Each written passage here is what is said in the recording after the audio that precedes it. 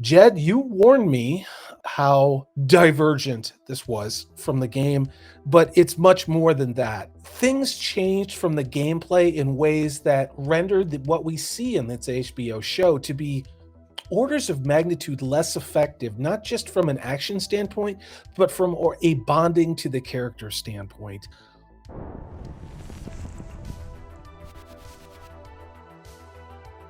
Well, first of all, I want to say thank you to Jed Hollywood Scholar. He just watched and rewatched episode 2 of HBO's non-adaptation of The Last of Us. What for you was your takeaway from episode 2? Well, it's definitely far worse on a second viewing than on a first one. It's just probably like the worst part of it is how boring it was. Nothing happens. It's CW walking in hallways, talking in hallways, taking as long as possible to say lines, but the lines never actually say anything. The dialogue has no deeper meaning. It's all incredibly superficial. And I think that's how I describe the show, as superficially beautiful, lacking in all substance. It was technically and cinematically looked nice, but it was bloated, nothing happening, changed in ways that don't make sense. There's a character who gets infected. There's not enough infected to have infected that person based upon what was on the screen. It completely takes you out of the story. Now, apparently you and I are in the minority in thinking this show was trash from episode 1. For episode 2, I guess, what is your read? Where are you at with that? I can get why people liked the first episode, but I don't get how anyone's going to be able to defend this one, because it is substantially worse in every single possible way. In the character development, the boring aspect, the action is near non-existent except for a 20-minute period that doesn't actually make any sense. Superficially, it's kind of enjoyable, but the decisions don't make sense, the characters don't make sense. This is a lot worse than the first episode was, so I'm hoping that people realize, yeah, maybe the first episode was fool's gold for them at least.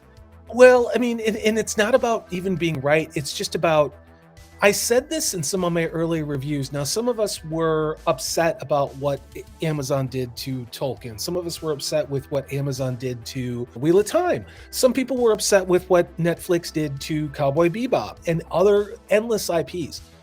And there are people who are really into The Last of Us. And by that, I mean the original 2013 game. I thought Joel and Ellie's story was one of the most beautiful, moving things that has ever occurred in console gameplay stories. And we're watching all of the things that, to me, and not in some like micromanaging bitchy kind of a way, fundamentally these characters are not the characters, and this story has completely diverged from what made Last of Us Part 1 good. And as we learn in this episode, spoiler alert, apparently Tess knows Bill and Frank, who apparently are very much alive in this. And now Tess tells Joel to take Ellie to go to Bill and Frank. In the game, it was, we're only going to build it. Hopefully he has a truck for us. Hopefully he has supplies. It's someone that Joel's met before. It was never, oh, go to Bill and Frank. They'll take care of Ellie. They'll continue the mission. They'll pass the torch along and get her to the Fireflies. That doesn't make any sense. Even with the trailer that they show at the end, even this version of Bill, it doesn't make sense why they would take Ellie to them specifically. They can't even be consistent with themselves. Here's the other problem. They were just in front of, supposedly in Boston, the State House, where the Fireflies drove up with a truck, okay? A truck that ran, a truck with gas that had a battery, okay? What did Tess do in this version?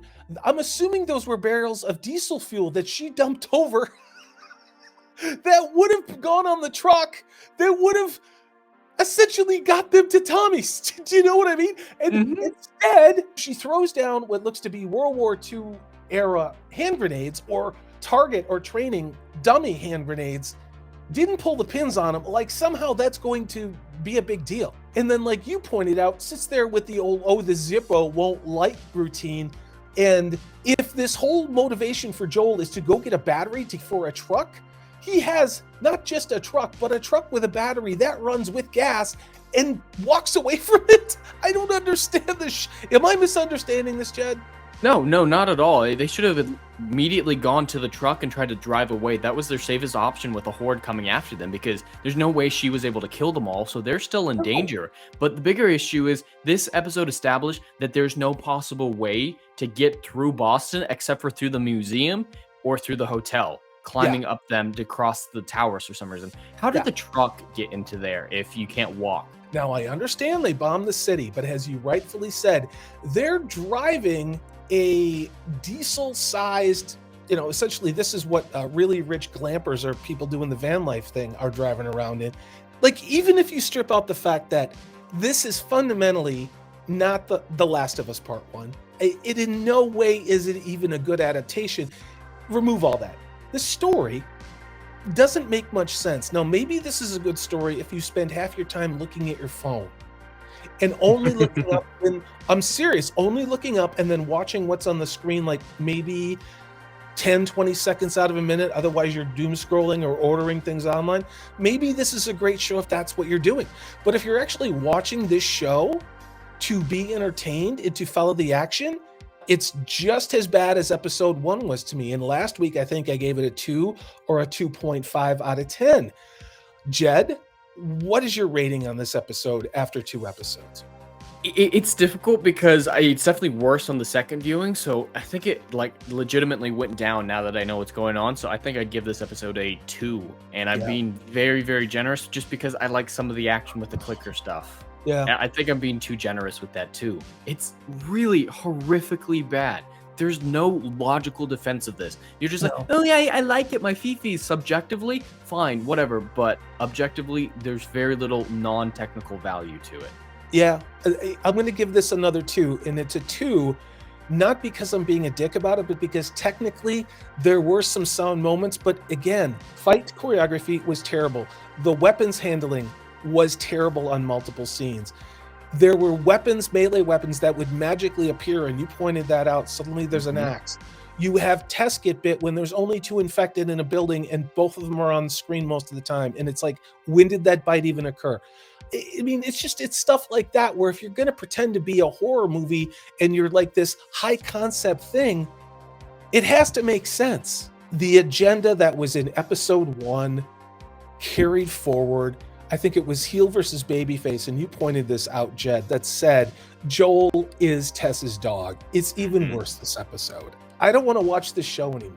I don't like any of these characters. The story doesn't make sense, and it doesn't matter how technically sound or how well this shot and how beautiful the set pieces in many cases seem to replicate not just some of the cutscenes, but some of the actual gameplay. It doesn't change the fact that narratively, this is a freaking boring disaster. Well, I definitely think you should at least get through the 3rd episode because it's the one that diverges from the game the most, according to reports, and is literally just like a gay prequel about their relationship, and it has nothing to do with the story. At least get through that one, through the worst of the season, and see what we think there. But if I didn't have a channel, I would not have watched episode 2 at all. It's a terribly written show that it baffles me that people say this is a good adaptation, but not only that it's well written, because the writing of this is not on par with Rings of Power or Witcher Blood Origin, but it's so devoid of any logical consistency. There are actual plot holes rampant throughout of it and shallow dialogue that it's really hard to believe that some of these people who are involved have been a part of greater production than this, like Chernobyl.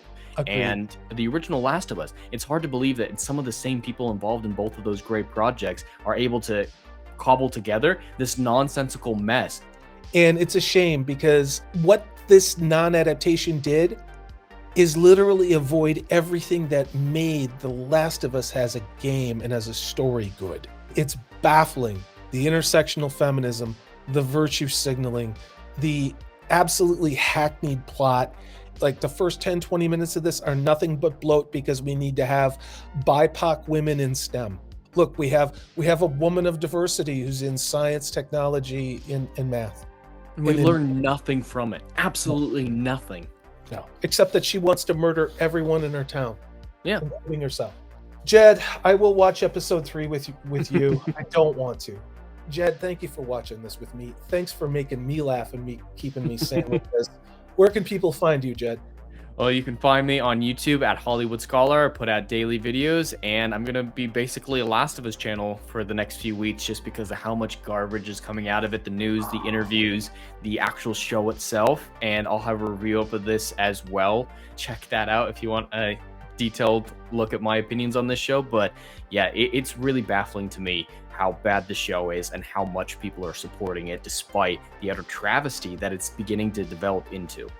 I'm Salty Traveling C. As ever, thanks for your view. Please give me a thumbs up if you like what I do. Go check out Jed, the Hollywood Scholars channel, and we'll be talking to you all real soon. Take care.